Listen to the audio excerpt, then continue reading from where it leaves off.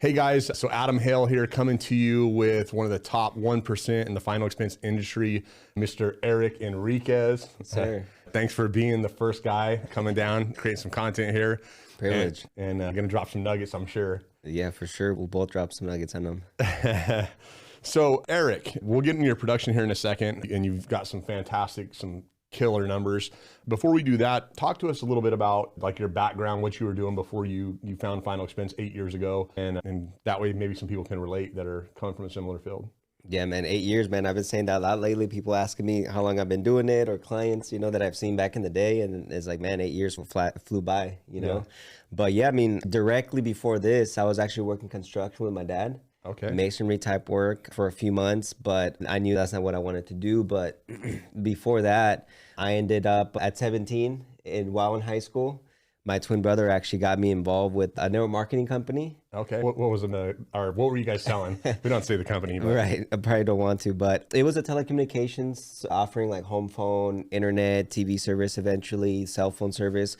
The idea though, like the biggest thing is residual income, making money every month off of people's services that they pay anyways. And it was good. The company's still around, actually. Okay. Legit company, but one of those network marketing pyramid companies where you really got to recruit people to move up and, a little bit of luck and right timing and stuff. Didn't make much money at all. Invested more going to their trips that they don't pay for, that you got to pay.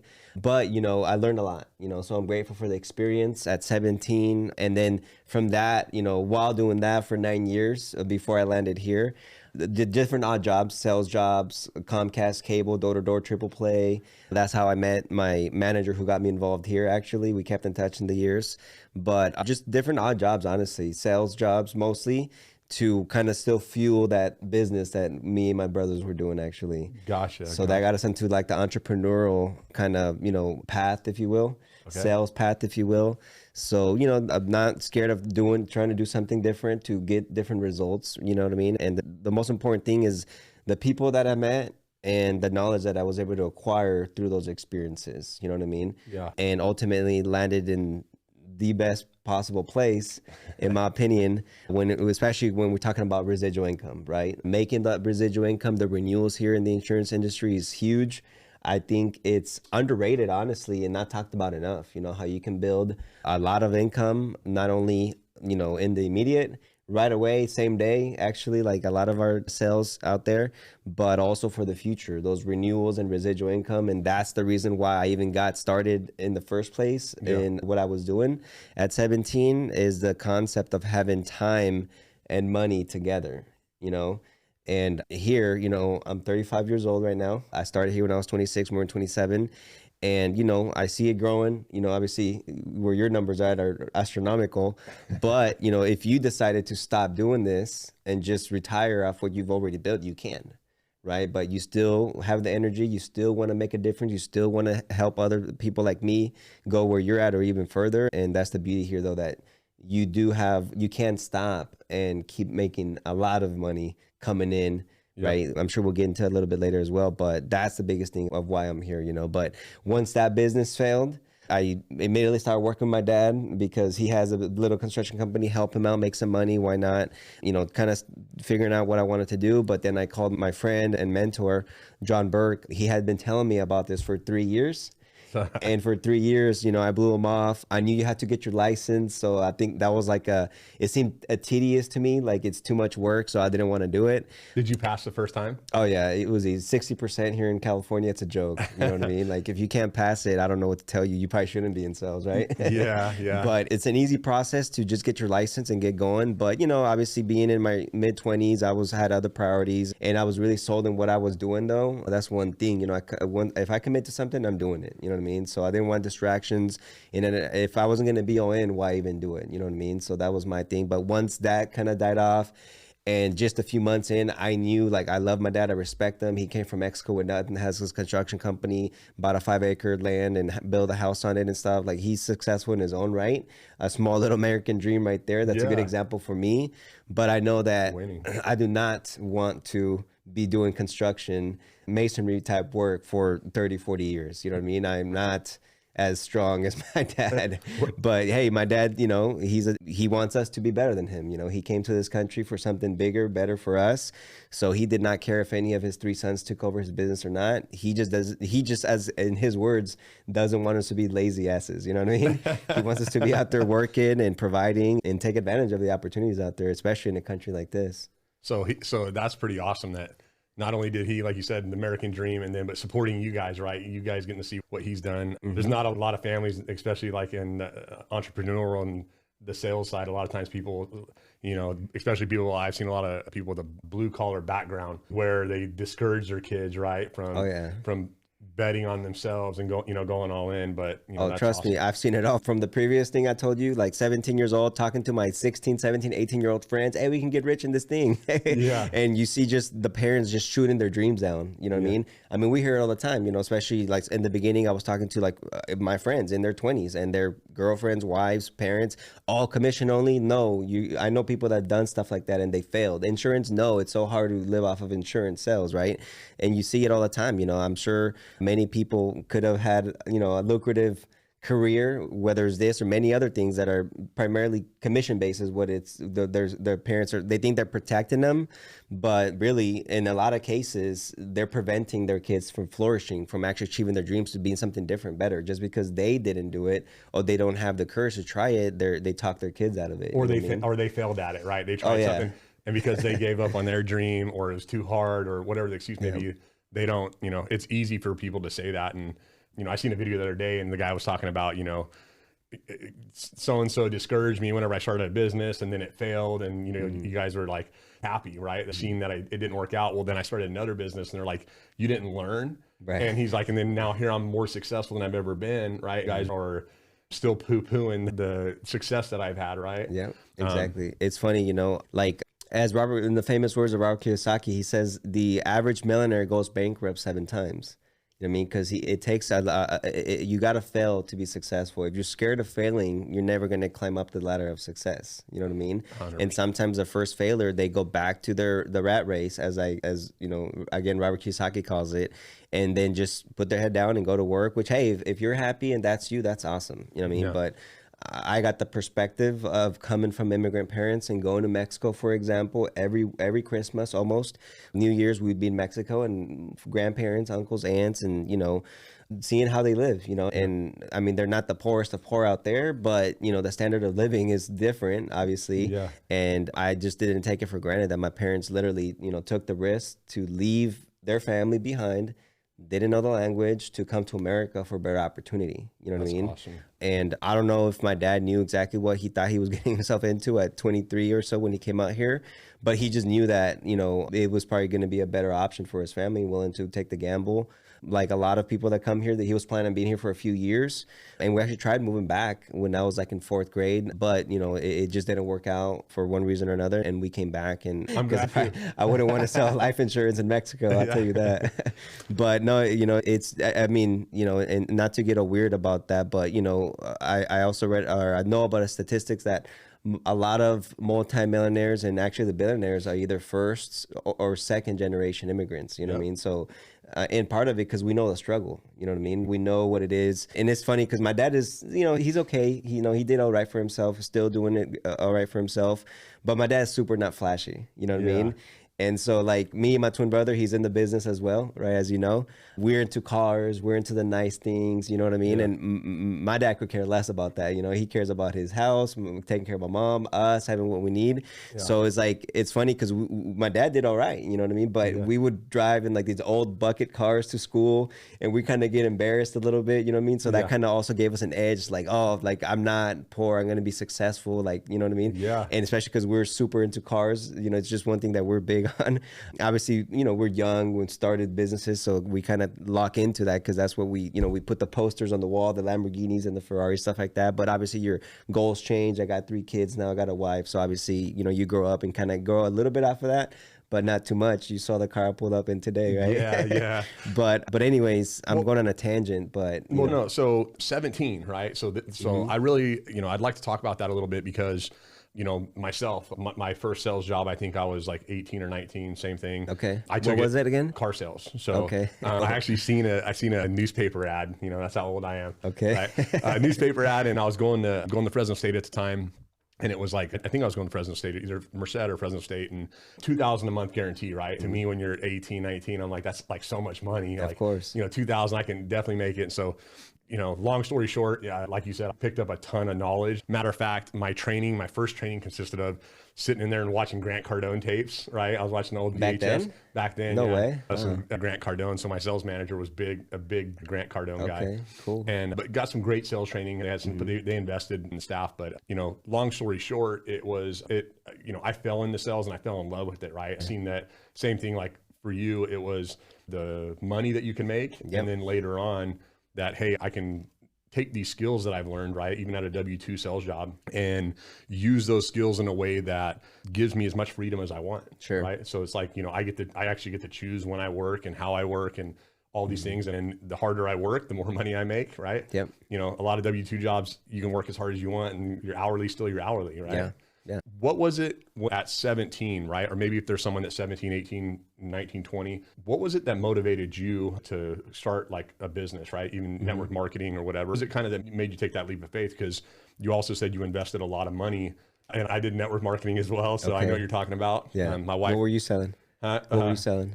It was magnetic insoles and all kinds of other stuff. So I think I sold like 27,000 my first month. Really? Silver or whatever. Yeah. I didn't make any money. I spent more investing and buying products and all the stuff. My wife still won't let me live that one down. So, but it's, what was it that kind of made you take that leap? Well, I mean, to be honest with you, first of all, my twin brother got me involved, right? And he went to one of the, like he got invited through one of his friends that he knew. I didn't know the other guy. Actually, they had a relationship because of the cars, actually, the cars, right? But he had a lifted truck. My brother had a Bug. They saw each other in a car show from school. Hey, what's up? We made friends, you know what I mean? And then he got involved, got my brother, invited him to a meeting, the typical, hey, come over, make some money. And the whole pitch was like, hey, you make $2,000 to $3,000 a month part-time, you know what I mean? So Robert went thinking it was a job, and obviously they got yeah, sure, join us, you know what I mean? Oh yeah, I've been there. Then the next meeting, he was 17, so he couldn't join, so he brought my mom, right? Okay. And then my mom went over there, and then they told them, well, you got to pay the $500 to join, $499, right? Okay. And so it's like, it's not a job, but my mom was, used to, or knew about their marketing company. She'd been involved in some herself, mostly because she's about like natural products, so she's been involved in some of those. But her thing was like, well, if my kid can be in this positive environment, get out of those baggy jeans and clothes and put on a suit and come to meetings once or twice with successful people, why not? So when most moms are like, no way, because my dad did all right and my mom did some work on the side, cleaning house and stuff, did what she had to do. She had some money and, $500, what is it for my kid to be in a positive environment? And it brings me back to the fact that sometimes, most moms, and actually I witnessed it, they couldn't afford $500, to be honest, in the rat race. So they didn't allow their kids to have an opportunity of growth. Does that make sense? Sells a job, that's whatever you want to call it, at a young age to at least develop some skills. You know what I mean? So my mom was gracious enough to be like, yeah, sure, I'll sign up under my name. You know what I mean? Maybe the correct thing to do, but hey, I'll sign up under my name and let my son work under my agent number, and I'll help him out however I can. But so we're grateful for that. My mom, it's funny, she just cared about, hey, my kid's gonna be in suits and ties. Let's go. Cool. But then Robert came home and pretty much recruited me. Right? He was like, hey, dude, I can get you a job for like $2,000, $3,000 a month. I'm like, what the heck? I was just jealous that he got the job. I'm like, how did you get the job? You know what I mean? It's like, I want the job too. And then sure enough, he brought me on, and then we started a team. And again, he works here now. Now I got here first. I got him involved. He's making the most money he's ever made as well. But to answer your question, I'm sorry for the long story. One, I didn't want my brother to get rich without me. Right? I was like, dude, if this guy's gonna make $2,000 to $3,000, I want to make $2,000 to $3,000 a month as well. You know what I mean? And we were in high school, granted, but also, again, what they painted, right? Residual income, having time and money together. And I never heard that concept before. So break that down for someone, time and money.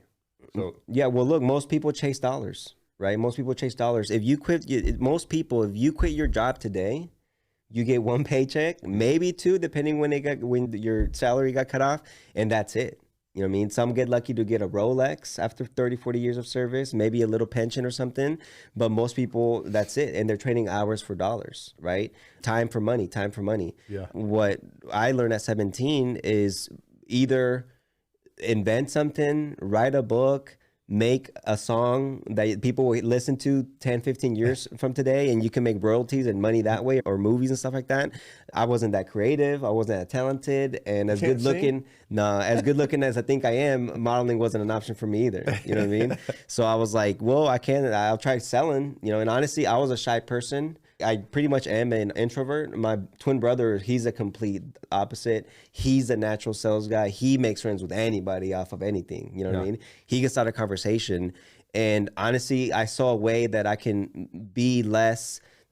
I mean, I was 17 to give myself credit, but self-conscious and care what people think and stuff like that. So I was like, well, shoot, if I'm going to make some good money, build some residual income, start a business, and shed this shyness from me at the same time, I'm all for it. I accepted the challenge. And again, I wasn't going to let my twin brother make a lot more money than me. You know what I mean? And from being an introvert, so for those of you, a lot of you guys don't know Eric, in my agency and, almost 15 years of doing this, he is definitely in the top 2, maybe 3 that I've ever worked with that is good at cold prospecting. And, I think you've had a month before. I think it was was it 26,000 or something like that? Like 36,000. 36,000 no leads, right? Going out there. And so to prove a point. Was it to Robert? Or? No, it was somebody else that, right. They thought they couldn't do the business because they didn't speak English. And as you know, we don't get as many Spanish leads, not enough to write 36,000 a month consistently. So I was tired of the excuses, and I went out and just straight up, like you said, no leads, cold doors, primarily referrals from that as well.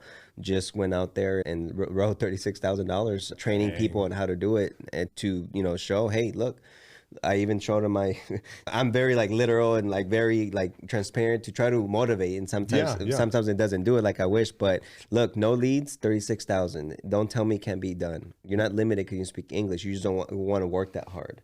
And okay, that's fine, but I'll do whatever it takes to feed my family, to make a difference, and to get rich. You know what I mean? And most people, honestly, I found out, are not willing to do it. You know what I mean? I thought anybody would do anything to provide something well for the family, but everybody wants to get rich, but no one's willing to put in the work. Not everyone's willing to put in the work. So walk me through that. 36,000, no leads. What time would you start? What did your day look like? I know you said you were training people, get them out. Yeah, traveling different states even that month. Yeah. So walk me through that. Just give me a quick 2-3 minute walk down for anybody that's maybe, because I know there's a lot of agents, they'll run up a lead debt, or maybe there's people that are new that can't invest in leads, or their company doesn't have a lead program. What were you doing? And then maybe what are some tips that if someone's in that position that could, that they can take today and actually go out tomorrow or tonight and make some money? Yeah. Well, I mean, the oldest, what do you call it? The oldest way of doing the business, right? And not just insurance, in many industries, is just cold door knocking. Go talk to people where they live, right? Yeah. I don't know 80% of the day they're at home, maybe, or maybe less if they work, but people are at home, you know what I mean? So just knock on people, find a good area, you know what I mean? Obviously, I'm not knocking in gated communities or rich areas, or too poor areas, like middle class, lower middle class, or retirement areas in us, right? We're lucky. Yeah, for our niche. Yeah. A lot of you guys out there, you guys can't sell to people over 70 or 75 or all these medicines. We can insure anybody. That's the blessing of us, what we do here. But anyways, anyone can get it. You know what I mean? You're not too rich for this program, and you're not too poor. Yeah. Does that make sense? But the reality is, middle class to lower middle classes who need us the most, who are going to be more open, who have not prepared, who maybe have some health issues, their insurance ended already, or they might have insurance, but they know they need that burial insurance. You know what I mean? That final expense policy that can pay within 24 hours, no requirements after a certain amount of time, as you know. But at the end of the day, everyone's going to need us sooner or later. It just, they don't realize it yet for sometimes. But then also sometimes you run into people that say, actually, I am looking for insurance. I just wish I could qualify though, but I got, this condition, so I don't qualify. Man, we specialize in helping people with COPD. True story. Yes, I've seen you guys commercial, and I've thought about calling you, I hear often, but yeah, I am interested actually. How do you guys work? Come on in. You know what I mean? So you get a lot of rejection, obviously, right? So what are you saying when you go to the door? What's your pitch? I have flyers that I hand out that the company, you can get from the company, print them out or buy what we call inserts. And I'm out there doing a community service is my mindset. Does that make sense? Yeah. I'm not really even selling. I mean, I am, don't get me wrong. I'm a salesman 100%, and I'll say that all the time. But I get in the mindset And I really believe I'm doing a community service. I'm helping people from having to do fundraisers, GoFundMe's, car washes, you know what I mean? 100%. And having to struggle through that process. I mean, I'm selling money. Come on. How much harder can it get? You know what I mean? Yeah. But the reality is I'm doing a community service. So I'm just giving flyers. Hey, we're informing the community today. Or I'm sorry, I say, hello, sir. I want to talk. I try to talk to the lady of the house because the lady's going to be more about it. You know, she cares more about her kids than honestly males. But I'll try to talk to the lady of the house. If not, hey, are you the man of the house, sir? Great. Hey, I have this fly. I got this information, free information for you. We're giving information to the community today about final expense and funeral plans. I'm sorry, about life insurance and funeral expense programs. I'm sure you've seen us on TV, right? Because we're on TV quite often, unlike a lot of the competition. So that gives us a leg up. I'm sure you've seen us on TV. We're the company that helps out with the final arrangements, final expenses, money within 24 hours. And we're giving information to the community about how to protect the family. Do you have a plan in place already to protect your loved ones, or is it a topic that you haven't yet discussed? So I want to know, who am I talking to? Am I talking to someone that's thought about it, has taken action, or a procrastinator that doesn't have it on their radar? Maybe because they think they're too young, too old, too broke, too rich. I don't know, right? But get the conversation going, right? So, again, you said a lot of rejection. Of course. So what would, like, a day, if you knocked on 20 doors, how many people interest do you typically peak, you think? Well, 20 doors, first of all, obviously, I know you're asking the question and you know this, but you just throw in a number for the people. But 20 doors is not enough, right? You got to knock at least 40 doors. Thank you. You got to knock at least 40 doors to get some type of traction and get someone that's interested, to be honest, right? Because what I've seen, 40 to 50 doors, you will get a sale, right? It might not happen that day. You made an appointment because a husband isn't home. She's on her way out. Kid's crying and needs to be fed, but she's interested, right? But out of every 40 doors, 40 to 50 doors, you will get one household to buy. And that one household can be one policy, 2, 3, right? And referrals, you know what I mean? But that's what I've seen. And that's the thing, right? You throw out 20. I remember I talked to a guy who obviously is no longer here, but he told me he went home after 15 doors because no one was interested. And I'm like, I told you, you got to knock 40 to 50. It's not even 2 o'clock yet, and you're already home because 15 people said no, or 50 doors didn't answer, or whatever it is. Like, how do you expect to even sell something if you're not even going to knock the 40 to 50 that I told you? And Adam, 40 to 50 doors go like that. It's quick, huh? How many apartment complexes, trailer parks, if you really want to avoid the walking too much? But 40, 50 doors, it's a block or two. Yeah. Does that make sense? It's not like you're walking across town. It just park your car, start knocking the people, start knocking the doors. So if you don't got gas money, this is literally, and that's one thing that anybody because we have a handful of people that do well door knocking, and like Dio, we'll get him on here. He likes to target apartments, and he goes out and he'll do like 20 flyers or something, or 30, 40 flyers, whatever. And then a couple hours later, he'll go back and knock those doors. Hey, did someone come out and talk to you? Right? Our company left out a flyer out of your house.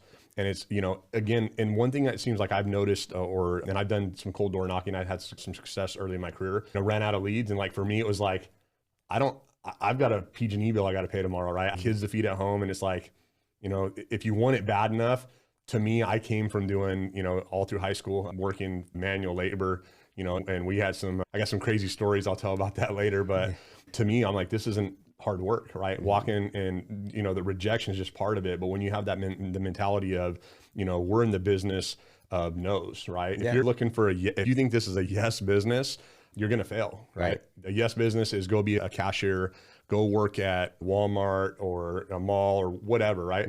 For anyone's going to be successful in any type of sales is just getting in the mindset of, even if it's, if you got to knock 90 doors to get one yes, it doesn't matter, right? It's if you put in the work, and even if you don't say the perfect thing, you're going to get results. Yeah, think about it.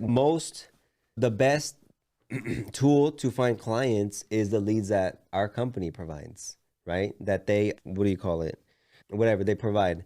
We know the demographic. We know where to mail to. Yeah, all that. They got it down to a science. And even that is 30%. Yeah. So 70% are going to say no, even from someone that literally took steps to find out information about our program. Yep. Right. So, and then these people are worried, they're crying because, they got rejected. It's like, of course, this sells, what I mean? We're not an order taker. You know what I mean? Yeah. You saying you got your license to sell. Too many people get their license thinking that they can just join a company. I've literally had people ask me this. Oh, so you guys got like people ready to go? I just got to go and help them out. I'm like, brother, if that was a job, there wouldn't be no opportunity. Yeah, they no. wouldn't pay me as much, bro. I wouldn't have made $400,000 last year. You know what I mean? It's Yeah. like, no, it's a sales job. They requested information, but I'll tell you this, follow our system, follow what we teach you, put in the work, be coachable and teachable, and you will get a 30% closing ratio, make you very successful and very profitable. You know what I mean? So it's like, obviously with cold doors, and actually your example of no gas money. And first of all, shout out to Dio. He's the first guy that I asked about cold doors because I knew he did it. And I asked him questions when I went to my first company trip to Hawaii. I was like, I found out who Dio Ramirez was, and I made sure I picked his brain and asked him some questions. He had some good stuff. And other agents too, some that are no longer here anymore, but I learned a lot from them about how to go about cold door prospecting and just go out there and do it. You know what I mean? But I forgot where I was going with it now. The cold doors. Oh, my guy didn't have gas, Josue, right? He had something happen with his bank. He's getting his money back. He didn't have gas money, unfortunately, right? What did he do? Because I taught him, because I showed him how, he just went and cold door knocked, and he got a sell, same day draft. Getting paid that night at midnight. That night, you know what I mean? So when he was in a jam, now, again, kudos to Josue. He didn't make excuses. He didn't call me and say he can't go to work because he doesn't gas money. He just said, all right, well, I mean, I can drive locally, so let me just go where I know it could be a good area from what I know in the business, and let me knock some doors. And guess what? Some lady said, oh, yes, I've been looking, I've been thinking, I need it. And she got a policy. Same day draft, you know what I mean? Getting paid that same day. So, you know, I shouted him out on our sales calls, like, hey, bro, good job.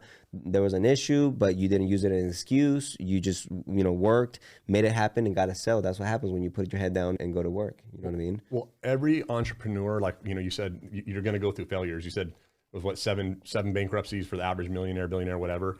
It's no different in what we do, and no matter what line of sales that you're in, it's just having a big enough why, I think, to continue to push through, right? Because we all feel like giving up. We all feel like quitting.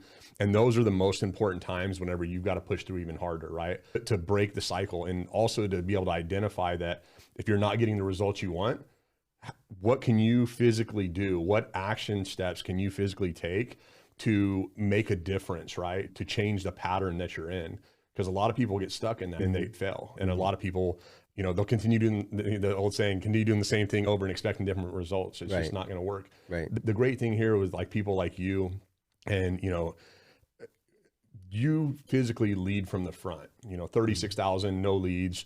You put people in the car, you train them. I mean, and that's one of the things that we've always talked about, and everyone that I've ever worked with, Jim, when they brought me in the business, and even before that, was, you know, leading by example, right? And so the great thing about our organization, and, you know, I think for this last contest, I believe we had 7 of the top 10, you know, for the largest final expense agency. Good stuff. Let's go. You know, shout out to Howard Geyer. I think this is either his 7th or 8th year as number one. Wrote over 400 grand. Another year, 400,000. Crazy. But it's, you know, there's so much knowledge and so many people in our organization that are willing to help, because at the end of the day, you know, if you help someone out, if it, you know, they work for Dio or, you know, anywhere else in our organization, if you're giving tips and stuff, 99% of the time, it just comes down to people implementing, right? Putting in that action steps. And so being able to really catapult someone's success, like, you know, take someone that maybe that doesn't even have any sales experience, that's just hungry and right attitude, that's a sponge, you know, willing to put in the work. You know, what kind of income can someone like that expect if they go out and say, look, I'm willing to work 60, 70 hours a week or more, whatever I got to do. What do you think, you know, because we were talking about, you've had several successful agents. You can tell us a little bit about that, and what can maybe someone brand new expect if they literally do everything you tell them to do and implement and put into action? Well, yeah, we'll talk about the newest guy, the newest big, I have several success stories, but the newest, biggest success story, right? I've just been here for a year, but I mean, let's start off with, you know, yourself, myself, and what my manager, John Burke, told me, you know.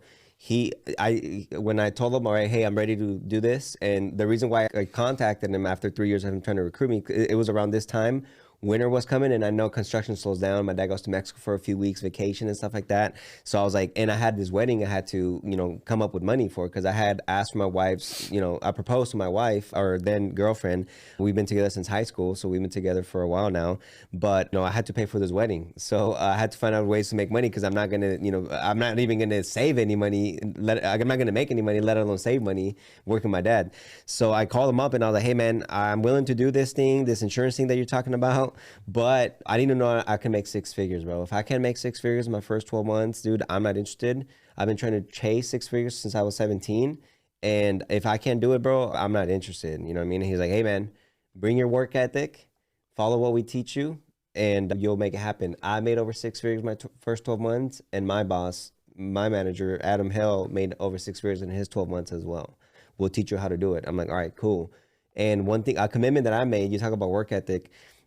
I've been promised these things with many other things I've done. You know what I mean? The odd jobs I've told you, they talk big, obviously, like all the time. And it never was what they told me it was, you know what I mean? And honestly, sometimes it was my fault. I was young, dumb, and, immature, and not working as hard as I would, watching too much TV, playing video games. I mean, early 20s, teenager. I mean, what do you expect for some of us, right? For most of us. But I was like, all right, I'm going to take this serious. I got to, I want to pay for this wedding, start a family. I want my wife to, our goal is for her to be a stay-at-home mom that she has been for the last 7 years or so. But anyways, I knew it wasn't going to be because of me that I don't make the 6 figures, right? I'm going to put in the work necessary. And if it could be not for me, I can accept that, right? But I'm not going to go down without a fight. You know what I mean? I'm going to put in the work and call them out on their bluff. If I put in the work and I follow everything you've told me and improve and get better, listen to the audiobooks and become a sales professional, that you have to be successful here. But I'm also not dumb. You know what I mean? Like, I know I can be, and that's the thing. Too many people want to get too creative and do their own thing. Just be a duplicate machine. Like, the same jokes John said, I used them. I stole them. Yeah. You know what I mean? It's like the success, do what success leaves clues. Just follow what they teach you. You know what I mean? So to the T, I saw how he dressed. I saw how everybody was, what they were doing, followed the scripts. I just duplicated it and I made it happen, right? But, we ask 3 things from people when they come on board. Some of them I talked about. One is work ethic. Obviously, you want to be successful. You want to change. You want to make money. You got to put in the work. As John Burke told me, this comes from you. 50 to 60 hours a week, you will make 6 figures in your first year here with the company. And I wanted to put that to the test. And sure enough, we just saw some of the numbers. $115,000 in commissions my first year with the company. The most I've ever made. You know what I mean? That's awesome. So 1 is work ethic. 2 is coachable and teachable, right? Follow the system. And and communicate. That's what I'm going for. Coachable, teachable, and communicate. And 3 is a strong, positive mental attitude, right? Because we get, again, rejected most of the time, but we only need that 30% to say yes to make this worthwhile. And you give me those 3, and first year, 100,000, second year, even more. Yeah. Oh yeah.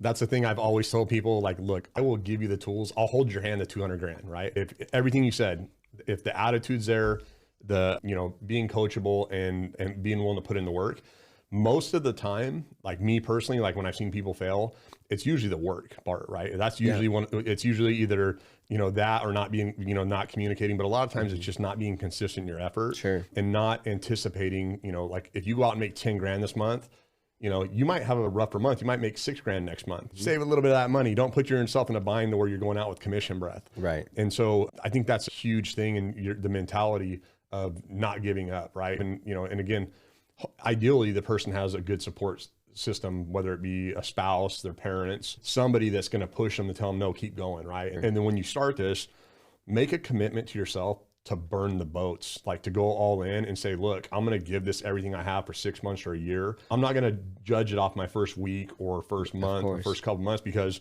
everybody starts different, right? Like you had experience, but we hire a lot of agents that don't have any sales experience. They're going to have a slower ramp up period, right? We can help speed that up.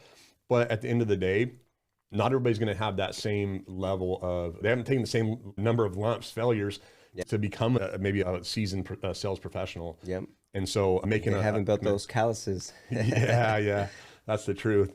Okay, cool. Well, also let me finish up with like the newest guy, right? An example of all 3 things, right? Yeah. Zach Brown, right? He got started about Thanksgiving 2021, that week, right? One of the worst times you could possibly start. I started like a week before Christmas too.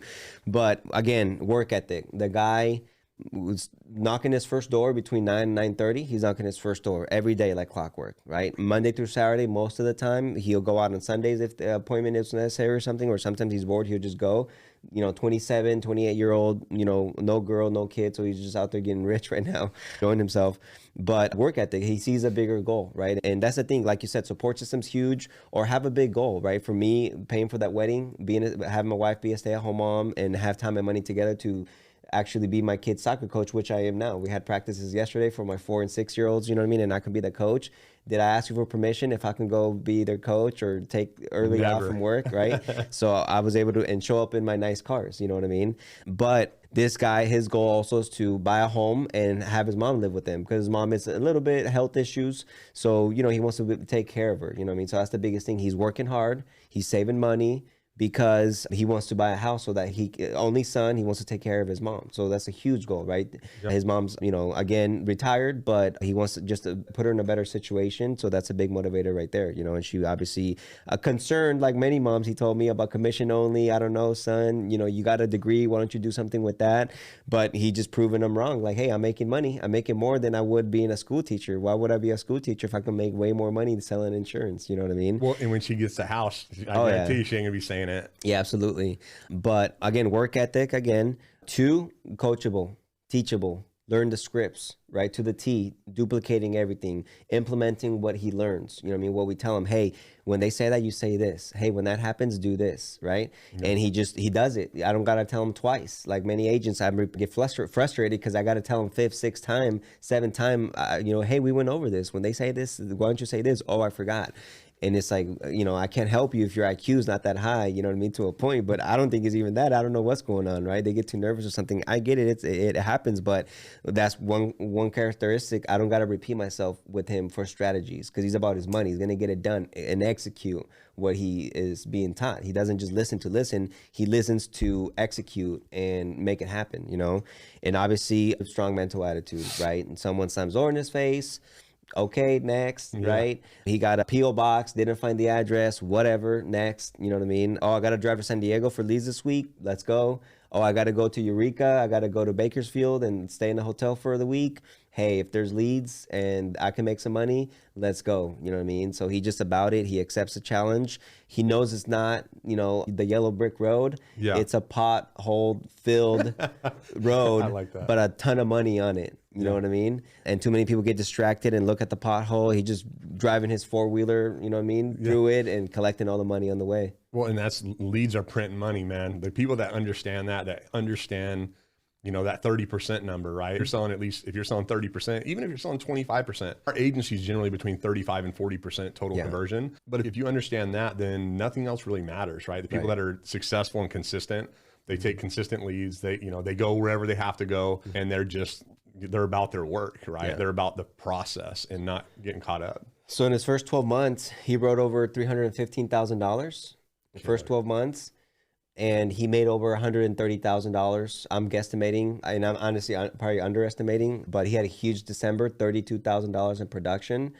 And that's the thing. He just goes to work, and guess what? People that work hard, they get compensated for one reason or another. You know what I mean? And our manager was gracious enough to provide a huge bonus for him, and he's actually going to take a trip to Hawaii. Nate is going to help send him out there, you know what I mean? So that's awesome. Like, if you just work hard, man, good things happen, you know what I mean? So 100%. I remember one of the first bonuses that I got here was from you. When you guys went to Germany, you threw out a bonus, and I almost won the trip to Mexico, but I had the tier up below, which was a free iPhone that you handed out. All right. And at the time, I wasn't about the iPhone, so you just gave me a check and bought me an Android phone, you know what I mean? Yeah. Like top-notch phone for free, and it was awesome, you know what I mean? That, like, week contest that you had. So, and that's the thing, like, we look at what you're going to invest in the leads, but also it's like, oh, you're concerned about your lead balance, but, you know, not only the money, the renewals, the pay through, but obviously the other bonuses and incentives that you get thrown out there from the agency, the managers that want to help us, because it's about production. It's about going out and helping people. It's about making money, and, you know, people that do the best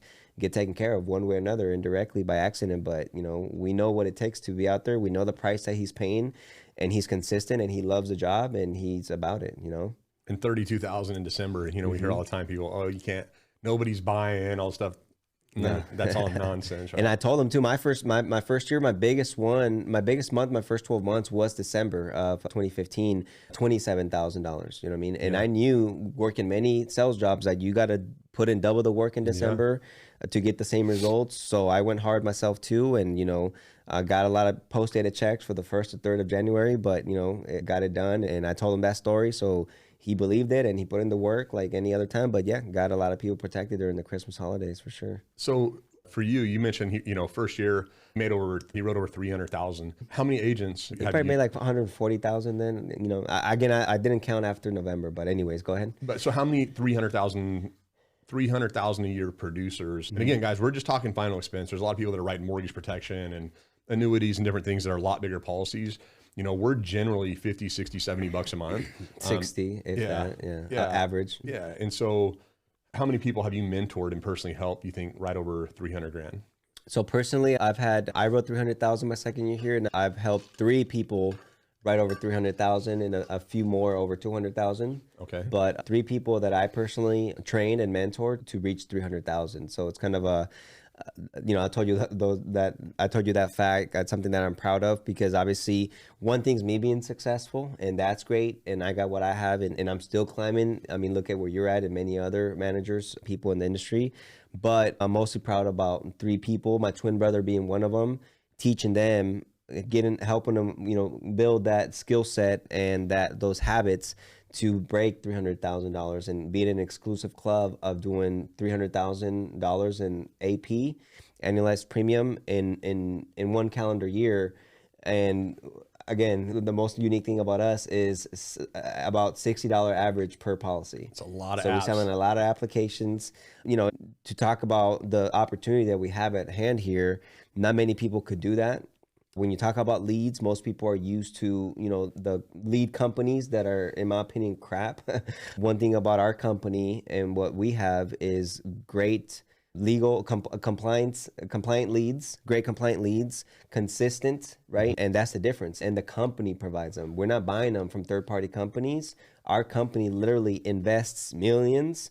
Another word for loses, invest millions for us to have these high-quality leads. They don't have to. But it's a smart investment on their end as well. But, a lot of people, when they hear leads, I tried that and it doesn't work. Well, you haven't tried our leads. You know what I mean? You haven't seen how we do them. And if you can become and learn how to be a sales professional, we can teach you how to get that 30% closing ratio. And even like Zach, and maybe even Howard.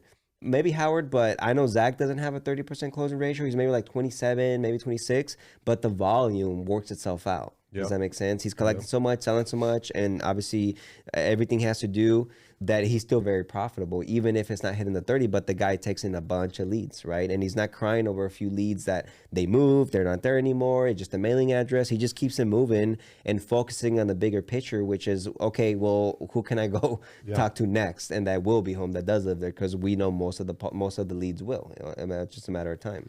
Well, I can tell you, because again, I talk to new recruits every single week. There's always new people like that work for different companies and different things. And a lot of people are telling me, especially I know like in mortgage protection, I talked to someone last week and they said their company's leads went from $40 lead to $80 lead. So it literally doubled. Yeah. And their interest went up. Their interest went up. Yeah.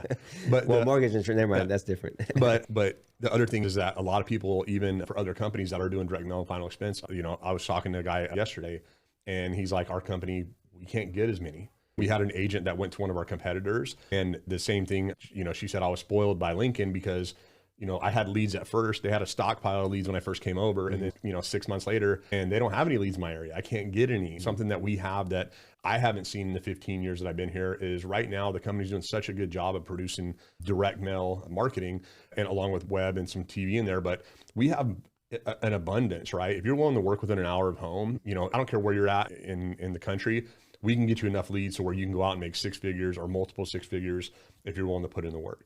Yeah, absolutely. Let's keep it real. Maybe, and you've seen this in certain areas, maybe we have a little bit less, but we still have enough, right? And you add the referrals and the cold doors. But like you said, if you're willing to drive, dude, you used to tell me an hour and 2, and I'm down with it. You know what I mean? Two and a half. You're being too nice now. Yeah, Bakersfield to Sacramento, man. Yeah, for me, 2 hours. 1 or 2 hours, whatever it takes to make it happen. You know what I mean? But even within an hour, you'll find a lot of leads, right? For most of us. But even that, like when I did a conference call with Zach a few weeks ago, the guy's traveling, right? He went to different states. He went to different north, the south, the most south you can get in California, and the most north you can get in California. I mean, he was everywhere, right? And he's from Modesto, split in time between Modesto and Oakland at the time. But even this, if you're willing to travel out of state, if you go on a road trip, which I'll keep saying this, I said on the conference call, If you don't travel, in my opinion, in this business, in us specifically, and what we do here, if you don't travel out of state, or not even out of state, I'm sorry, even to a different county, far away from home, about once a month, maybe every 2 months, like, why not? You know what I mean? Yeah. Like, there's a lot of distractions at home. I mean, just leaving your house, it's not like, I mean, you don't got to do it all the time, but if you go out for, 4, 5, 6 days, every 2 months or so, every quarter, let's break it down that way. I mean, you can go to an area that is an abundance of leads, talk to your manager where we have leads, because there's a lot of different pockets in the country that you can go to. We're across many different states. Yeah. I mean, my brother went to Alaska during the summer. Yeah. Right now, only did he sell a lot. He had a bunch of leads. Some of them were old. No one's in Alaska knocking doors, right? As far as I know, we don't have anybody there. So he made some good money, and then the manager helped him out with some of the costs, and he took his lady out there, and they discovered Alaska, and he raves about the trip. You know what I mean? So not only was he able to get to know a new state, a new area, Alaska, the last frontier, but then he sold a bunch of business out there as well. You know what I mean? From leads that were just in there because no one, had worked them. So, and that's my thing. Like, why not? You know what I mean? I traveled, you know what I mean? I remember when you sent me to New Mexico, we had the contest that your brother won, actually. Yeah. $5,000, I think, bonus or so. Yeah. I was there in the beginning. I was in it for it, but after that, it dwindled down for me, and I didn't push through as hard as I should have. But your brother won a good bonus that week, I remember. But what I found out traveling to all these different parts is like, it's the same everywhere. Right? People are people. People got families. They want to protect them. So I've sold in many different states, many parts of the different states. I even moved to New Mexico for a year and a half, as you know, to work out there and build an agency out there.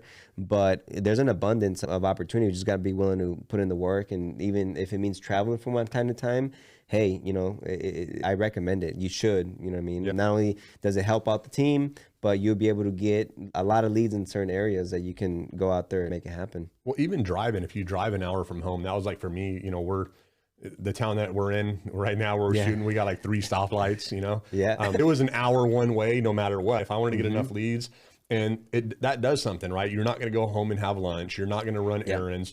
And you're gonna try not to come home empty-handed. Yeah, exactly. And and a lot of our guys here in the Central Valley, we've got a lot of some of the literally like some of the top 1% that I went to high school with. We know their families, like, and majority of these guys had no sales experience, but it's like they're used to driving 2.5 hours one way, and it's like if they go out there, they're not coming home empty-handed. They're gonna do whatever it takes. I mean, they will. Right? Yeah. Sometimes. It happens. I mean, they will eventually, but guess what? They're not down about it. They just know tomorrow's going to be a better day. Yeah. You know what I mean? As I heard first from my John Burke, my mentor, you're going to have great days and you're going to have bad days, right? You're going to have some weeks that are better than other weeks, but you never have a bad month here if you're consistent. Right. So obviously, for sure, bad days. Right. Yeah. I've sold 3 policies, 2 different houses, and they all canceled. You know what I mean? Yeah. The next day or whatever, the next few days or weeks.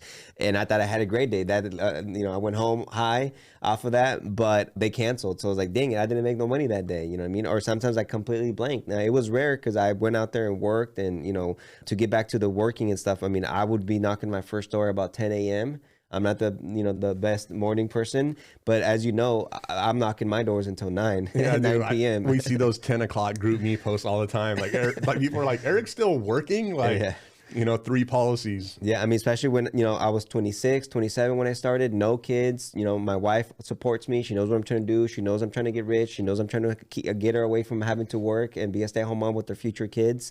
So she knew what the goals were, and I'm out there making it happen. You know what I mean? 10 a.m. knocking my first door, sooner if I could. If I made an appointment early or something, they'll get me out of bed. Work till 9 p.m. and pretty much Monday through Saturday. And I would make Sunday appointments with people that said my husband's only off on Sunday. Okay, cool. I'll be here Sunday. Yeah. My wife understand that. And, she paid somewhat of a price for sure. But look at us now where we're at. You know what I mean? Yeah. It's funny. I was, just to brag a little bit, but I was visiting my uncle, and he knows I'm doing well, right? He sees how I live and what I do, and he sees some of the stuff that gets posted about me or that my wife posts, because I'm not a poster. I should. I'm going to work on that. But he asked me, my aunt actually asked me, like, hey, so how was your Christmas? How's Christmas shopping going? And like, what, you've spent probably like $3,000 so far? And I'm like, I spent $3,000 on 2 gift items for my mom and mother-in-law. Like, don't even get me started on how much I spent. I don't even want to look at my credit cards right now, But my wife is thankful that we paid the price. You know what I mean? I wouldn't come home for dinner. You know what I mean? A lot of times I wouldn't be at Saturday parties, or I would show up late because for a little bit of time, right? I tell people, dude, if you sacrifice 2 years here, like Zach, already 1 year down, 1 to go. If he continues doing what he's done for the last 2 years, for last year, he's going to be pretty much set for the rest of his life. Especially he likes it. He accepts the challenge. He's became good at it because no one's just born good at it. He's worked through the ups and downs and through the rejection to get better. But I tell people, dude, sacrifice 2 years. You know what I mean? Whether you're in your 20s, like some of us are lucky to start at, or you're in your 50s or 60s, especially if you're in your 50s or 60s, because guess what? You have some making up to do. Yeah. Does that make sense? So I understand your kids are going through college. You need money for that, right? I understand your kids are through high school. You need money for that, right? So it's like, if you just sacrifice hardcore 2 years, you'll be set. Because guess what? Your pay through is going to get chunky. Yeah. Right. We probably will go over some numbers if you want. What is a pay through? What is that to people? So pay through is obviously in insurance. Most companies, from what I know, because I've only done this, but I'm pretty familiar with the industry. In insurance, once the client makes their first payment, their first premium, you get 75% with us. Some companies are a little bit more, some companies are less, but we get a 75% advance from your first year's commissions, right? So the company collects $60 and they're gonna give us our commission for 9 months of the $60, right? Yep.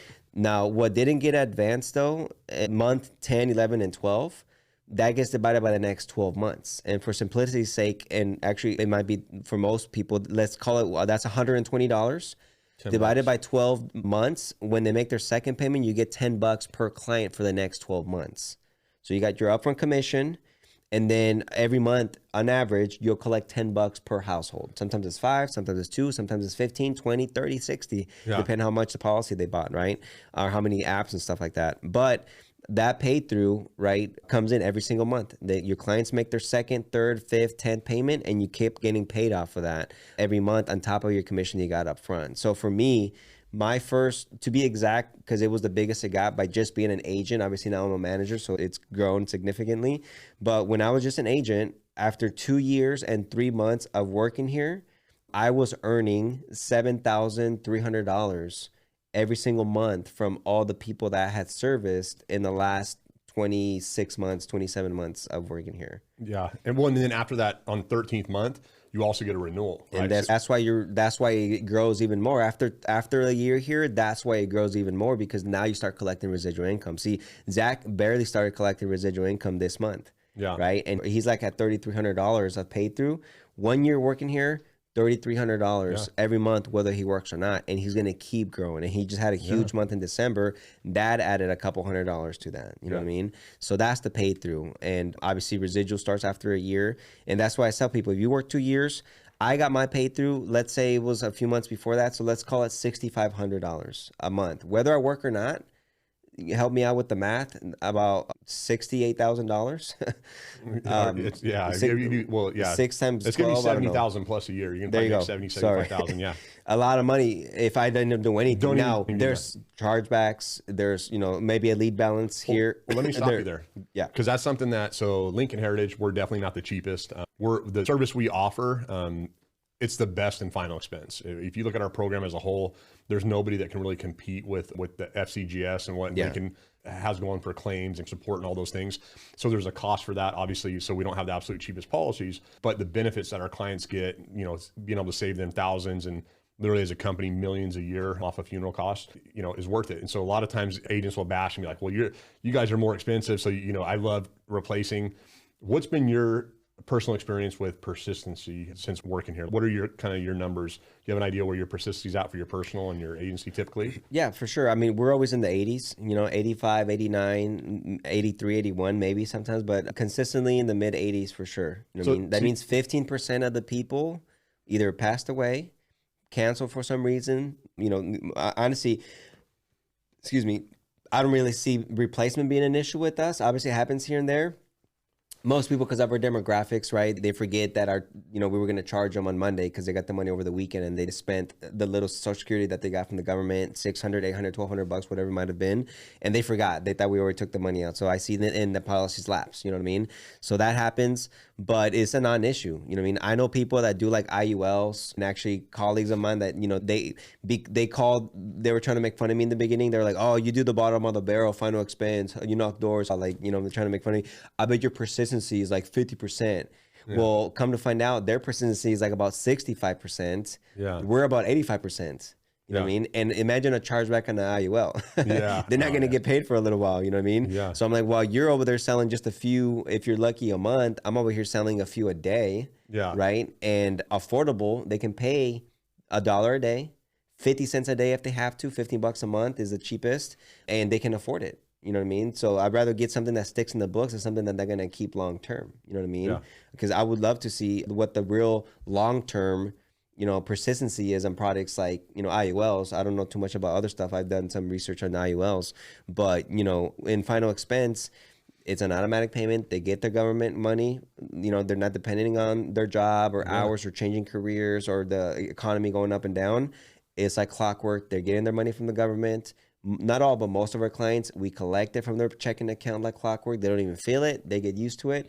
And we get paid for a while from these clients. You know what I mean? And we'll be there to help out the family when they need it. So that's funny. Like when I first started, I don't know if he probably doesn't even remember this, but JR, he back in the day, Lincoln used to send out like a commission statement. Like I was in his office down here and he pulled it out and he's like, what year were you born?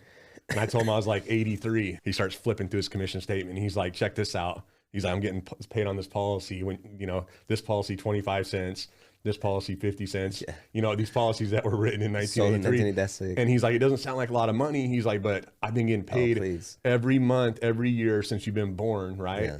And it's, it's not that we're making a ton of money on any one person, right? It's to make a little bit on each one, right? But do an incredible volume. And that's what I think we really excel at is, focus on one thing, do it better than anybody else. And by doing that and just simplifying, I mean, literally you can grow this, whether it be, 100,000 a year, it could be 50,000 a year, right? If you're happy making that, great. We'll show you how to do that. And also, sharpen your skills. We have Connie, I remember she did a conference call, this maybe 2 years ago. And, she's got kids at home and she says, I don't really get to work a ton of hours and get to put in, but she really sharpened her skills when she started here. And, she did the math. And I think at that time she said she was making $85 an hour. Right. So for every hour that she spent in the field or out working, she did the math, it averaged out to 85 bucks an hour. And it's like, how many places can you go? Right. No college education. It doesn't cost you, I know a lot of people that have, bachelors and or bachelors and doctorates and all these things. They don't make 85 bucks a year. I know a couple that work at Starbucks. Right. And, and a lot of them racked up, if not 100,000 or more in college debt. You can go out and get licensed for $300, $400, $500 max, depending on the state. Yeah. And literally, I mean, your first year makes six figures. That's what's so exciting. And not only that, you said recession proof.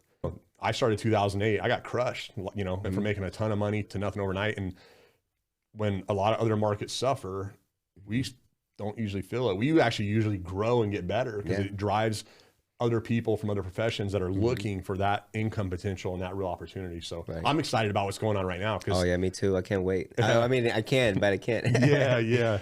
So, and to piggyback off, you said, shoot, I forget. It'll come back to me. Go ahead. Income. So you've been here 8 years, $2.3 million, or you made about 2.3 million, 300,000 average. Your pay through now, your monthly, what's your monthly pay through typically? A little bit over $12,000. So it's over 12 grand. So over 12 grand a month. My clients' first 12 payments, that residual income I've been collecting for the last 7 years. And now because I worked my way to earn a management position off of what my team does as well. My agents that I've trained and mentored and helped them get their career going here as well. That's phenomenal. Yeah, 12,000. And your biggest personal month you said was? I've written, I wrote $52,500 in March of 2016. What'd you do different that month that made it such a big? I got some momentum early on. Got lucky with a bunch of deals, post-dated for the month before. The month before was my biggest month before then. It was 33,000, right? So December was 27,000. January, it dipped a little bit. February, 1,000. And I had just a little bit of, normal. We all have spillage to the next month, but, I was working hard, working a ton of leads. And I did have, again, a few big sales here and there that made the AP go up. But honestly, I began to travel a little bit more because at first I was like, I just wanted to stay like in the 80 corridor, right? Like, oh, Sacramento, Oakland, Richmond. Like, I just want to stay here. They would tell me there would be leads other parts of the Bay Area, other parts of Northern California, and I'm like, nah, I don't want to. I don't want to go too thin because right now I can go to Sacramento, but then go to US City to an appointment, and I don't want to, go too far. Actually, I was going to US City, Stockton, and or not again, not even Woodland, Sacramento. Like I wasn't going too You're far. staying close, like Yeah, I was staying somewhat close, right? There was enough leads, but then they were like, they kind of got. It was more like, hey, you need to. You're like the closest guy. Like they're just sitting there, and my manager's like, hey man, can you help me out, man? I got these leads, and I'm like, all right, I'll do you a favor.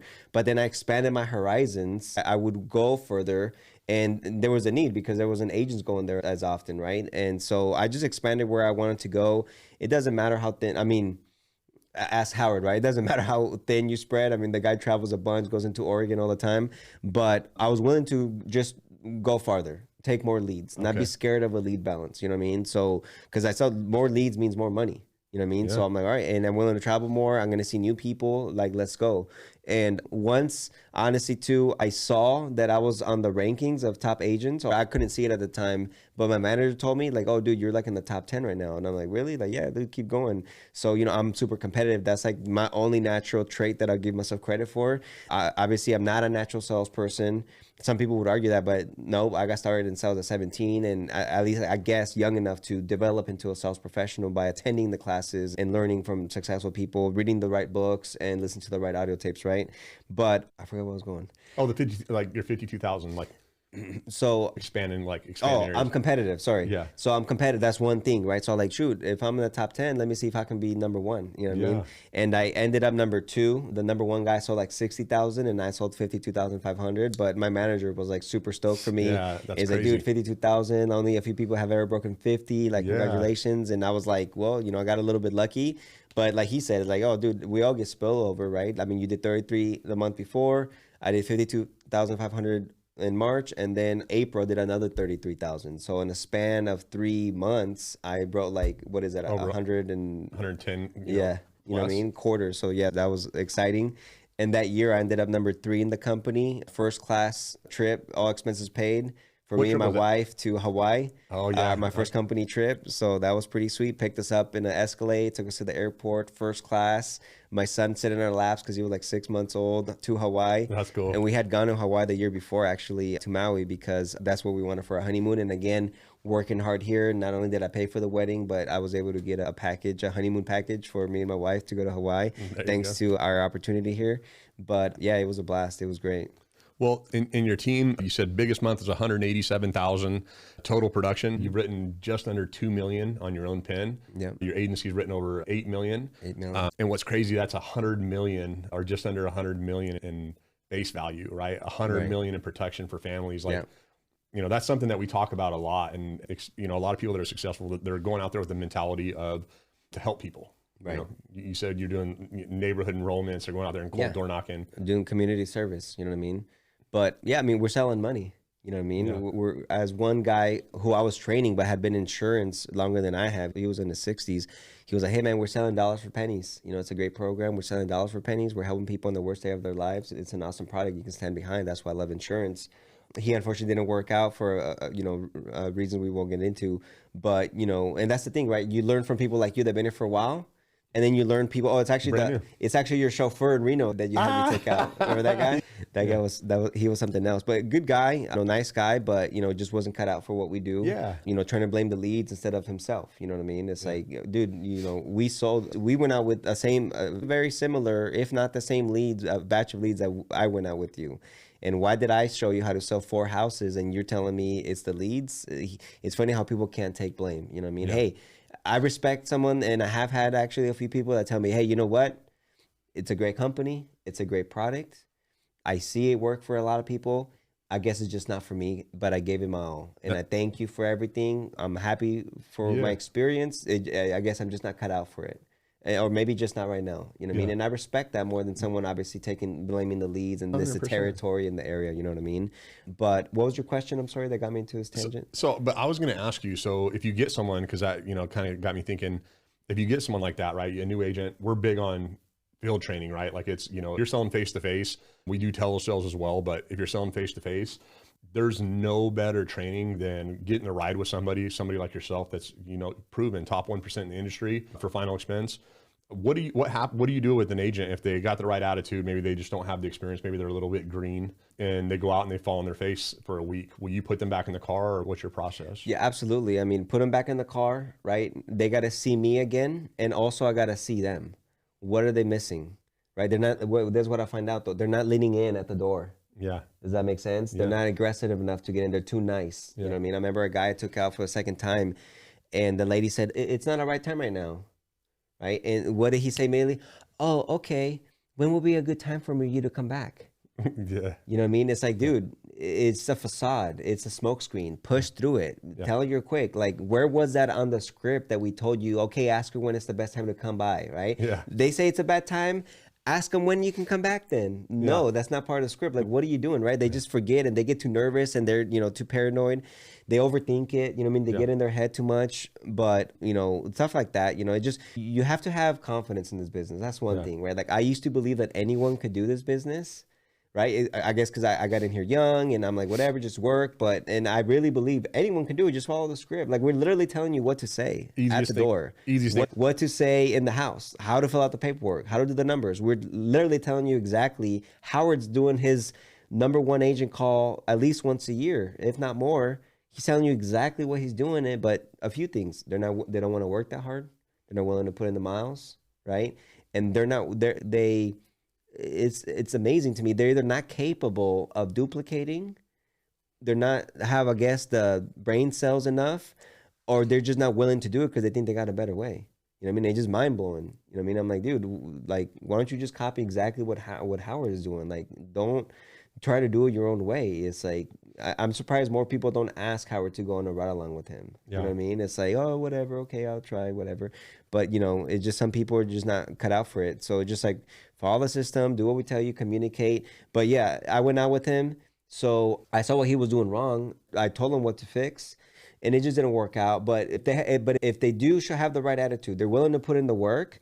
Not only do we go out again, but I also then, and kind of a necessity, show them more cold doors, right? Because we probably knock the neighbors when we trained them, but now it's like, all right, hey, obviously your lead balance is a little bit too high. You're telling me you don't have money for gas.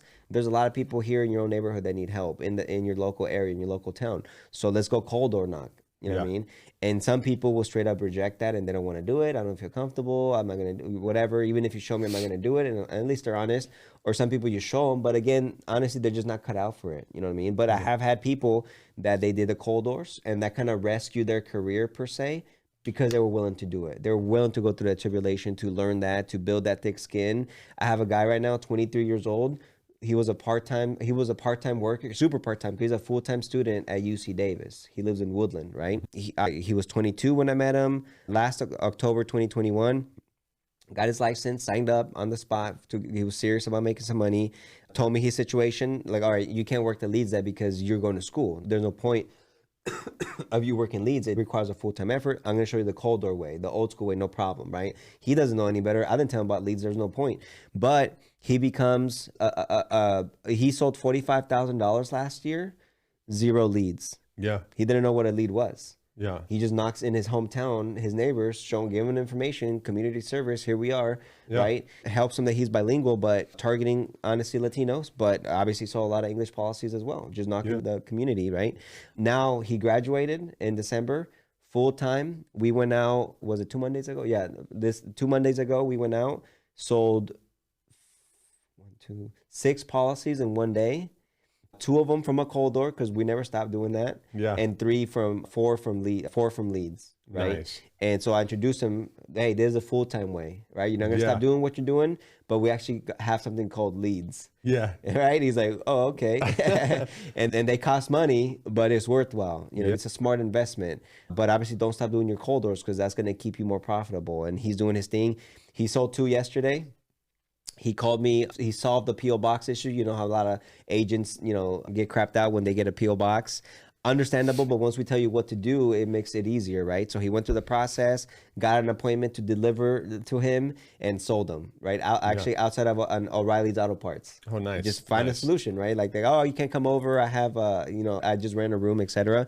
And then he said the last one he sold yesterday, the second one he sold, a lot of objections. He threw him everything. He said, dude, I got to think about it. I got to talk to my kids. I got to do this. I got to do that. He overcame everything. I don't know about giving you my bank account information because I got fraud activity before. He overcame everything and sold it. He was so hyped, called me afterwards, 23-year-old young man, and start getting off to a right foot. But he was a whole year here, and actually in the summertime, because he wasn't going to school, $10,000, 3 months back to back. 0 leads, all cold doors, $10,000 every single month in the summer, right? So that itself, he didn't have to work after that. He had money for the whole school year, for the rest of his last semester or whatever. But he's a trooper. He goes out there, works his community, knocks his doors, works for his referrals, and doing what we taught him how to do. I think I heard that, and I don't know if it was a couple months or a year. They said if you do door knocking, you'll learn more in that period of time than 4 years of college. Literally, it will empower you with skills that no matter what you do, that you can use the rest of your life. And so I definitely encourage anybody to do that, right? Like anything. I mean, shoot, he had to do it because of necessity, right? And I told him what we do. And it's not like I'm speaking out of theory because I do it. Like I said, $36,000, no lead. So, and I do it till this day. You know what I mean? Yeah. But he had no other. If you want to do this, right? There's the money that can be made here. There's how much you get paid per sale. Blah blah blah. We'll teach you. And sure enough, we went through. We went cold doors. We sold. We asked for referrals. We sold. Right? We did all the activities. As I tell my team, you do the activities, and the results are going to come. You know what I mean? There's no question about it. You just got to be willing to put in the work and do what it takes and learn to get better, because we all start crawling. We never done sales, right? Before I did sales, I never did sales. You know what I mean? And there's people in our industry, in this business, that never did sales before, right? The Phil Votts, construction, you know what I mean? Andrew Dillon Wood, working his family farm, you know what I mean? Yeah. And a lot of other folks that never done anything remotely close to sales at all. But you know what? They work hard. They follow the system, they're coachable and teachable, and communicate on a regular basis. And honestly, one thing there is, you got to be confident. You know what I mean? That's another thing that I don't think, in my opinion, you got to be confident in yourself and in who you are, in your skin, or you're not going to be successful really in anything. You know what I mean? I think that's kind of a duh factor, but I don't think it gets talked about enough. But well, and I think confidence comes from being prepared, right? So we provide the training. 100%. And we put you in the car with us, like you said, you know what I mean? Yeah. It's like we're showing you how to make it happen. I mean, for most people, 98% of the people probably, I know there's some people that might be in the middle somewhere and your manager wasn't able to get there. I had someone had a baby a week, and a lady had to get going. Hey, just do it. You're doing great with the scripts. But guess what? As soon as I could, I went out there to train her, and she sold actually, but then I just helped her out, you know what I mean? But because I had a baby that week, so I couldn't go, But that people preparing on their own, I think, is so important, right? It's like, if you're coming into something new, you don't know anything about what we do, or even if you do, right? We generally have better success with people that have no experience, right? Because they don't have any of the bad habits. And the people that I've seen succeed are the ones that take the extra time to learn the script, right? When they're going through the training, they, like for me, I probably sold my wife, my parents, like everybody I knew, like a fake policy, like I'm presenting, hey, let me just keep presenting, right? So that whenever I go out there, it was like my first day of training, I helped my sales trainer close the deal. We got a call, and he's like, hey, step outside, tell her we're running a little bit late.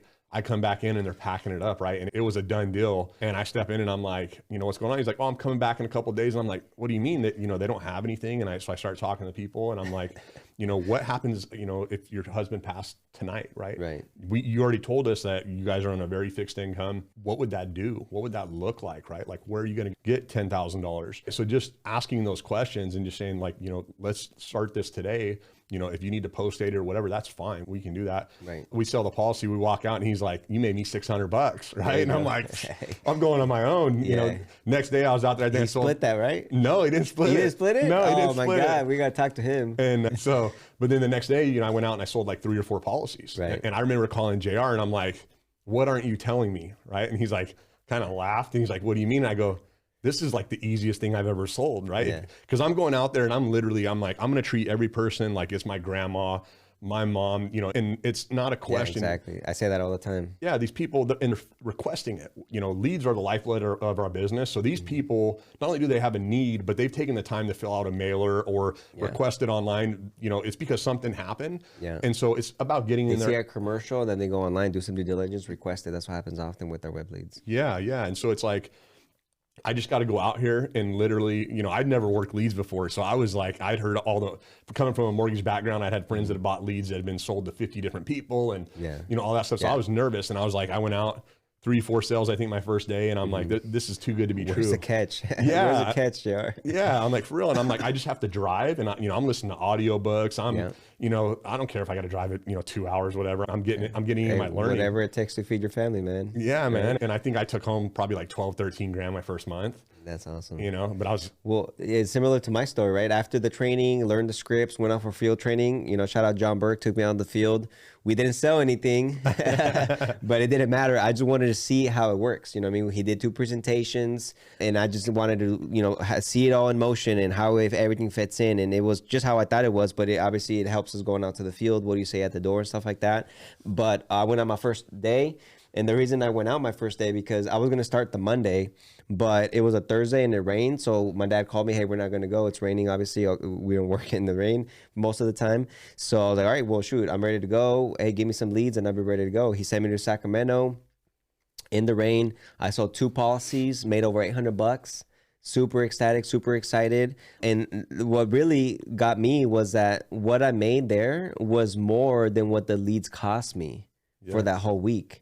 Does that make sense? Yeah. So I'm like, all right, so 2 sales and I got, let's call it, you know, 20 leads. There's 6 sales. I already got 2 sales. That already pays for my investment of my leads and let's say my gas because I made it was less than the $800. So now everything, the other 4 sales are just straight profit. You know what I mean? Obviously it doesn't work like that because the company's gracious enough to finance the lead. So they just take a little at a time.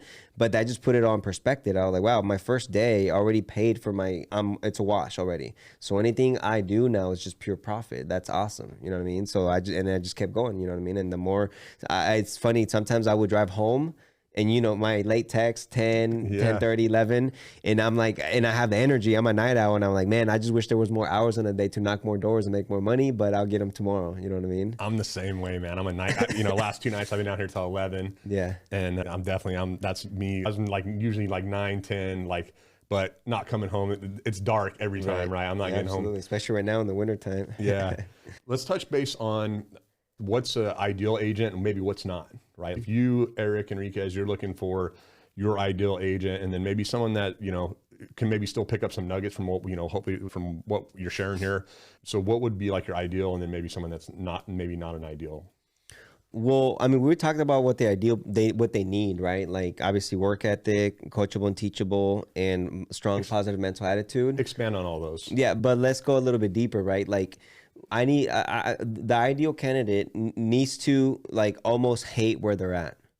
Does that make sense? They need a big why. Yeah. Like they hate the rat race. They hate what they do. They hate their boss. They hate that they're not making the money that they want to make and they need a change and willing to do whatever it takes, right? Because the people that are a little bit comfortable, I know you've had those people that are like semi-retired and they just want to make some extra money and they promise they're going to be full-time and they just dabble with it in excuse and babysitting the grandkids and got to run these errands and all this nonsense that gets in the way. At the end of the month, they don't make that much money and they're blaming the leads and the system instead of how much time did you put in, man? And it's not even the age, You told me you're going to do 30 hours, 35 hours at least, and you only put like 20 as far as I'm concerned, you know, if that. Well, we get people of all ages that make those same excuses and that are doing the same. Yeah. So, I mean, you know, that's the thing, like it's those things that we talked about, but all the other things, right? And the thing is, you have to be able to employ yourself, right? That's an issue here. We are our best boss. Right. And obviously I started when I was in my 20s. So we allow ourselves to sleep in. Right. We're too nice on ourselves and take an hour, 2 hour breaks, lunch and go, you know, sit in the couch and take a 30-minute nap or whatever.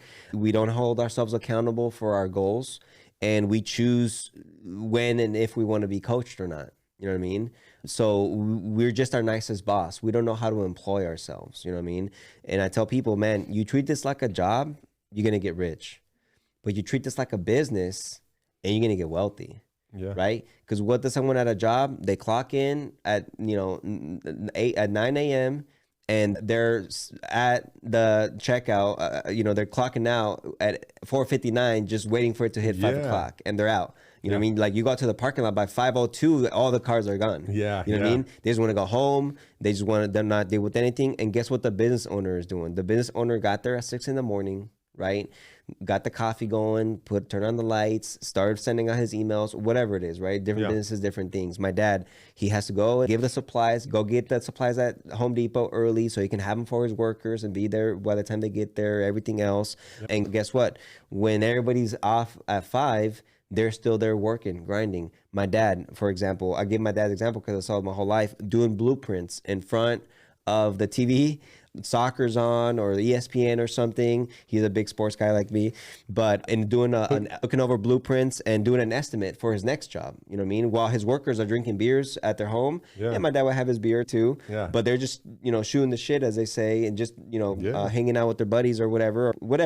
They're just worried about being at work tomorrow at 9. My dad is thinking, okay, I got to do this bid for next month's work, or else I'm not going to eat. You know what I mean? So that's the thing. If you are a mindset of clocking in and clocking out, doing the bare minimum to try to get the most, or you get into insurance thinking that this is your gate to just have more time to do what you want to do, it can get there, but you got to put in, I heard John Burke is funny. When I was talking about the job, I remember he was on the phone with the prospect, and I don't know what he asked, but John Burke said something that stuck with me. He said, well, let me tell you this.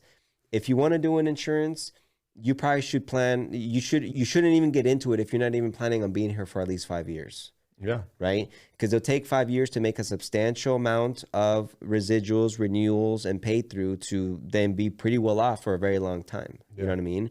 And I saw that, when I was here 5 years, like, dang, it's some pretty good money. Now I want more. Yeah. So I have the time, I have the energy, I like it. I'm going to keep doing it. But, at least 5 years, you know what I mean? If you're going to do this on a big level and have the advantages or take advantage of what's available here, So those are some of the things that I think agents need, because this isn't, collecting checks. This isn't an order taking position. This isn't, work 3 hours, 4 hours, and then go home and relax and play with your kids. Like, this is a grind, right? This is not get rich slow, but this is not get rich quick. Yeah. But it is definitely get rich slow. Yeah. And a key to become wealthy, like the likes of Adam Hale and many others in the industry. Right. So that's what it is and that's what it's not. You know what I mean? Because too many people, like, I get this question and it just bugs. Like, I know I'm dealing with a knucklehead when they ask me this. So, like, these leads, so, like, they're like, you just want me to show up and close, right? Like, they're already warm, they're ready to go, they know about the program. It's like, brother, I'm telling you, they're leads. They're not, we wouldn't need you if we need a closer. You know what I mean? It's like, I am the closer. I'm the messenger and the closer, bro. Like, it's a lead. Guess what? We do cold doors too, but let's talk about leads, because I know you're not going to be not interested in the cold door conversation. They ask for information, brother. They told we're coming. We show up to their house. We don't call. We don't make appointments. We just show up and sell them. And we get a 30% closing ratio, making us very successful and very profitable. And we send a letter. Lincoln sends a letter ahead of time, sends a pre-approach. Well, that's what I'm saying. We tell them we're coming. I tell them, hey, we tell them we're coming. It's not a complete blindside. They're like, hey, thank you for responding to our letter. We need to get this information to you as soon as possible. The best way is by a visit by a local agent at no cost or obligation to you to provide your information, answer your questions, and customize a plan that best fits your needs and budgets.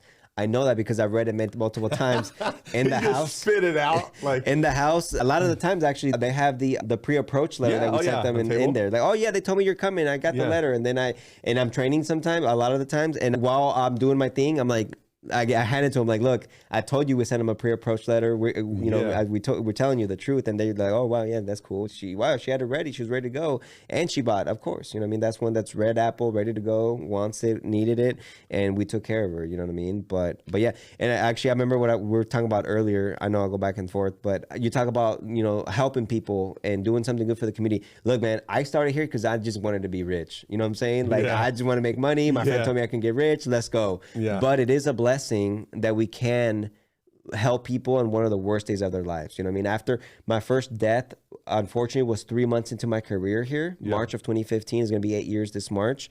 She passed away 3 weeks after I met her. Okay. One And it's crazy because I knocked the house multiple times, and I felt like at some point some of the kids or grandkids would give me the runaround, but I hadn't seen her yet, so I kept knocking, right? Maybe like the 8th, 10th time I came by, finally, the daughter allowed me to come in and brought her mom down, and I was able to sell her. 66-year-old lady, healthy, right? 3 weeks later, passed away from a heart attack. One payment that she made, we paid the full 10 grand that she signed up for. Yeah. Right. We needed a death certificate. We needed a documentation from her doctor to confirm everything. But once we got those two things in, within 24 hours, the family had 10 grand. Yeah. I've gotten multiple referrals since, right? Well, like you wouldn't believe, because they saw that with one payment that she made, we paid 10 grand to that family. Right? Yep. No questions asked, everything checked out. Never had she had any heart problems. Never had she got diagnosed with anything. Always getting her checkups done from left field. Passed away. And that gave me a lot of confidence in what I do, right? And what I'm doing for families. And knowing that I'm leaving every household in a better position than when I met them.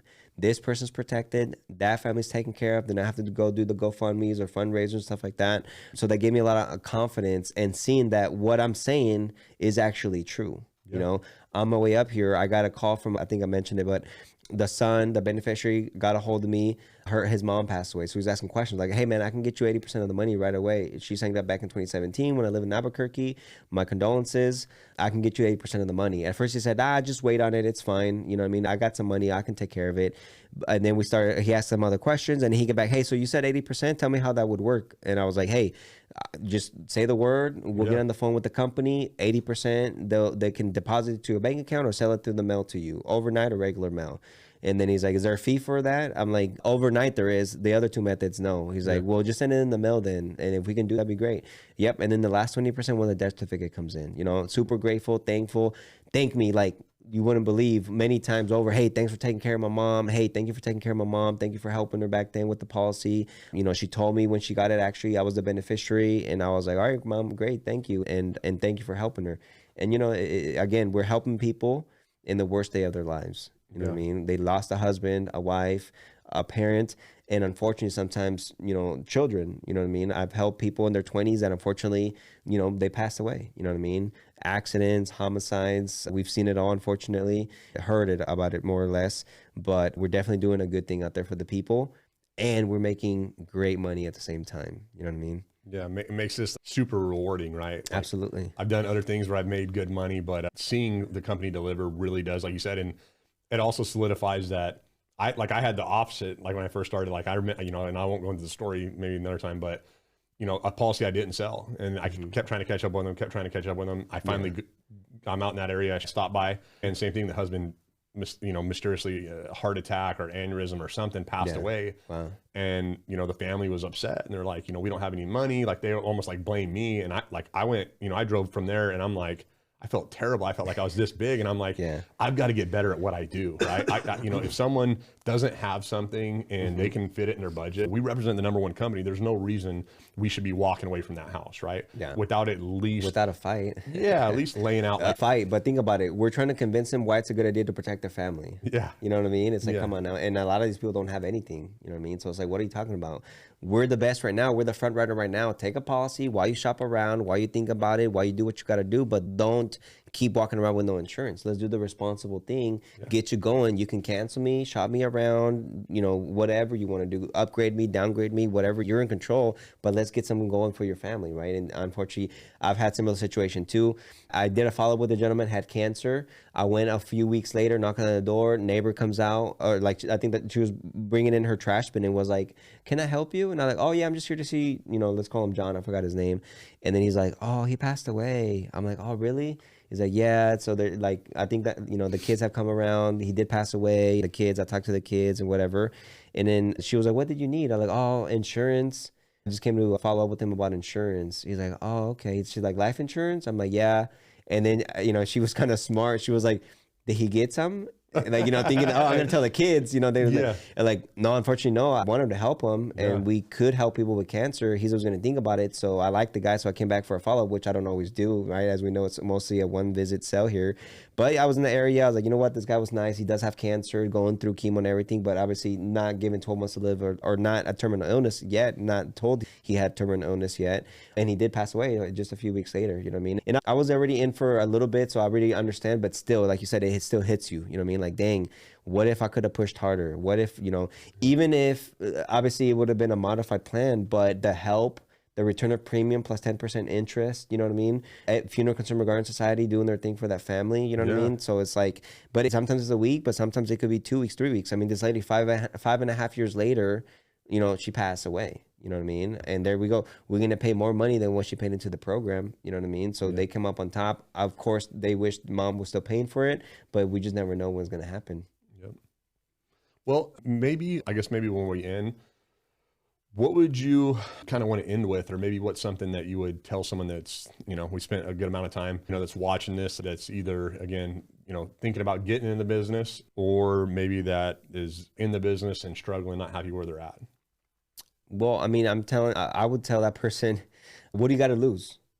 You know what I mean? What do you got to lose? Many of us, including myself, started here part-time, but I burned the candle on both ends. I worked weekends because that's when we didn't work construction. I just did what I had to do, but it's very fast. It took me like 3 weeks to know, okay, it's costing me money going to construction. Like, I'm making way more money in insurance.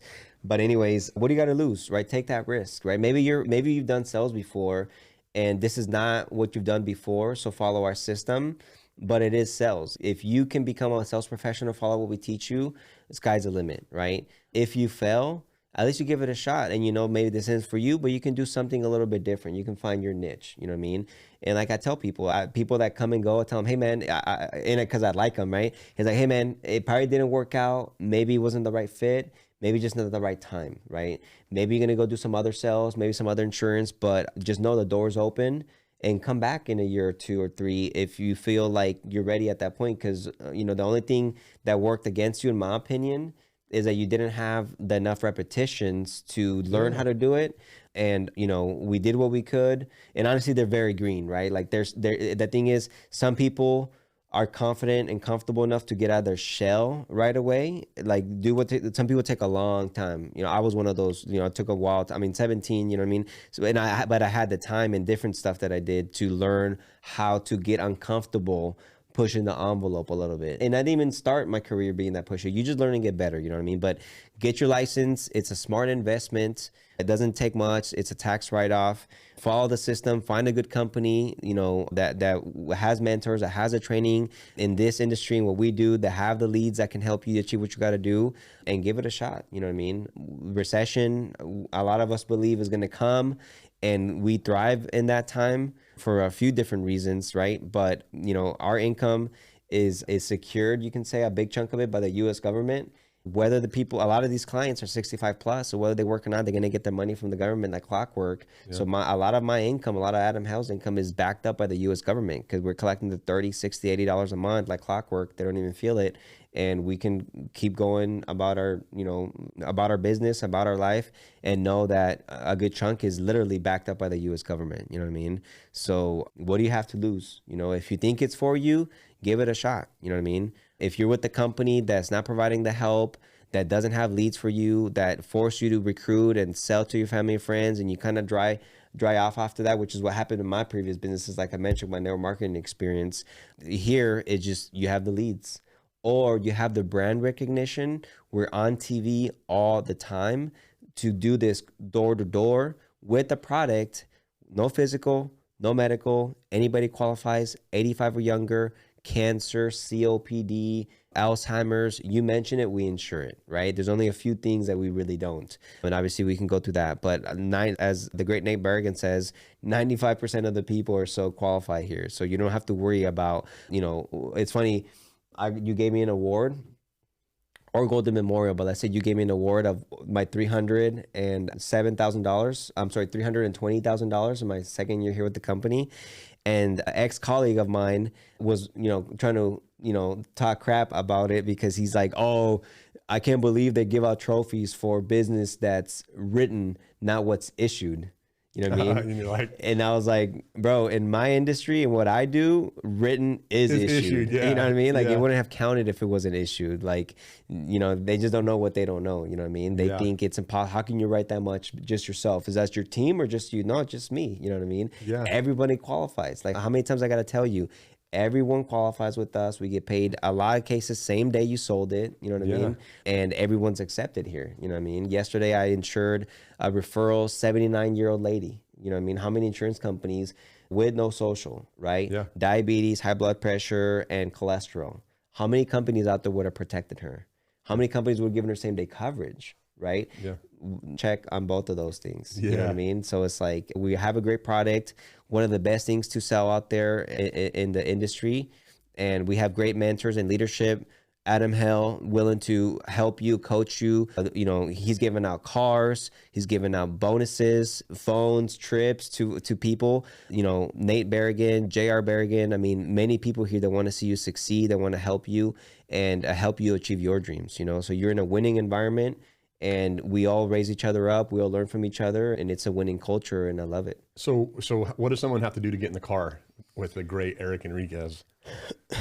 I mean, whether you want to come out to see if it's for you and test it out even before you get your license, or if you get your license and obviously go through the training and get out to the field.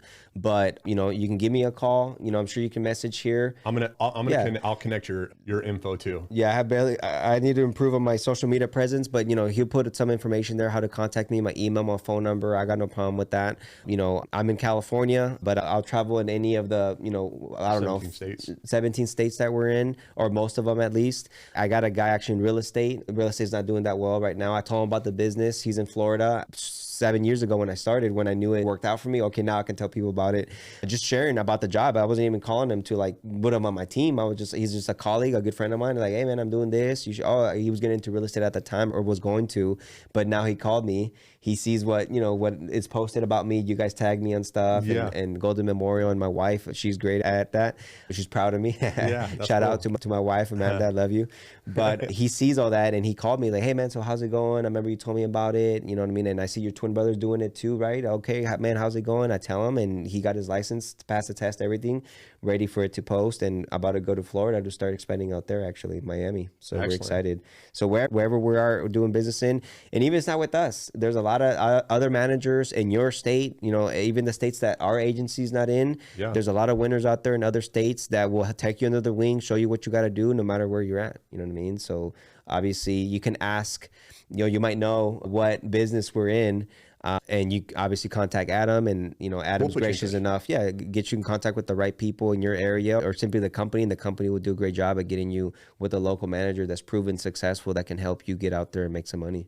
Awesome. Yeah, but again, if you're in the industry or not and want to learn or want to get involved, we take people on ride-alongs to what I call, hey, go out on a ride-along, test drive it before you commit, before you get your license, or before you write the contract. Or if you like what you hear from what questions you have, and we show you the proof and show you the numbers, we're not scared to show you data that the company provides, our 1099s, our commissions, our tax returns, whatever it takes. Because I was that guy, I told my manager, like, hey, I need to see that you made 6 figures or the money that you're making, because I'm not going to go into this blindly like I did other things.